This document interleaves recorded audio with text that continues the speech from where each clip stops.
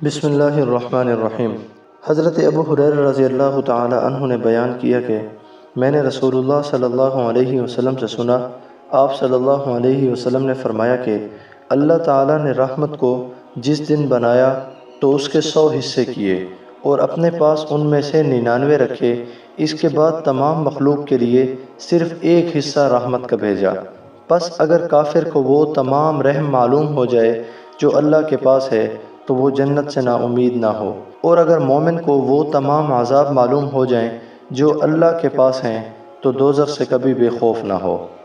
حضرت ابو ہریرہ رضی اللہ تعالی عنہ نے بیان کیا کہ نبی کریم صلی اللہ علیہ وسلم نے فرمایا، بندہ اللہ کی رضا کے لیے ایک بات زبان سے نکالتا ہے، اسے وہ کوئی اہمیت نہیں دیتا مگر اس کی وجہ سے اللہ اس کے درجے بلند کر دیتا ہے، اور ایک دوسرا بندہ ایک ایسا کلمہ زبان سے نکالتا ہے جو اللہ کی ناراضگی کا باعث ہوتا ہے، اسے وہ کوئی اہمیت نہیں دیتا لیکن اس کی وجہ سے وہ جہنم میں چلا جاتا ہے۔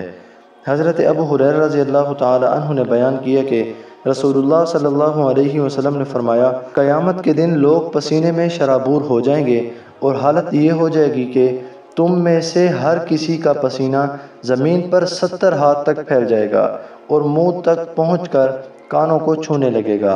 حضرت ابو ذر غفاری رضی اللہ تعالی عنہ نے کہا کہ میں نبی کریم صلی اللہ علیہ وسلم کے ساتھ مدینہ کے پتھریلے علاقے میں چل رہا تھا کہ احد کا پہاڑ ہمارے سامنے آ گیا۔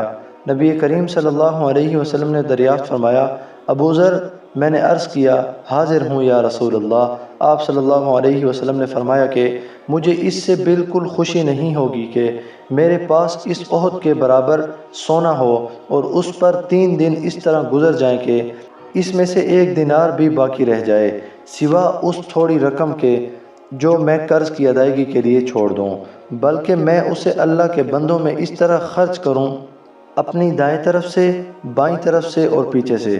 پھر نبی کریم صلی اللہ علیہ وسلم چلتے رہے۔ اس کے بعد فرمایا، زیادہ مال جمع رکھنے والے ہی قیامت کے دن مفلس ہوں گے، سوا اس شخص کے جو اس مال کو اس طرح دائیں طرف سے، بائیں طرف سے اور پیچھے سے خرچ کرے، اور ایسے لوگ کم ہیں۔ پھر مجھ سے فرمایا، یہیں ٹھہرے رہو، یہاں سے اس وقت تک نہ جانا جب تک میں نہ آ جاؤں۔ پھر نبی کریم صلی اللہ علیہ وسلم رات کی تاریکی میں چلے گئے اور نظروں سے اوجھل ہو گئے۔ اس کے بعد میں نے ایک آواز سنی جو بلند تھی۔ مجھے ڈر لگا کہ کہیں نبی کریم صلی اللہ علیہ وسلم کو کوئی دشواری نہ پیش آ گئی ہو۔ میں نے آپ کی خدمت میں پہنچنے کا ارادہ کیا لیکن آپ کا ارشاد یاد آ گیا کہ اپنی جگہ سے نہ ہٹنا جب تک میں نہ آ جاؤں۔ چنانچہ جب تک نبی کریم صلی اللہ علیہ وسلم تشریف نہیں لائے میں وہاں سے نہیں ہٹا۔ پھر آپ آئے، میں نے عرض کیا کہ یا رسول اللہ، میں نے ایک آواز سنی تھی، مجھے ڈر لگا لیکن پھر آپ کو ارشاد یاد آیا۔ نبی کریم صلی اللہ علیہ وسلم نے دریافت فرمایا کہ کیا تم نے سنا تھا؟ میں نے عرض کیا جی ہاں۔ فرمایا کہ وہ جبرائیل علیہ السلام تھے اور انہوں نے کہا کہ آپ کی امت کا جو شخص اس حال میں مر جائے کہ اس نے اللہ کے ساتھ کسی کو شریک نہ کیا ہو تو وہ جنت میں جائے گا۔ میں نے پوچھا، خواہ اس نے زنا کیا اور چوری بھی کی ہو؟ انہوں نے کہا ہاں، زنا اور چوری ہی کیوں نہ کی ہو تب بھی جنت میں جائے گا۔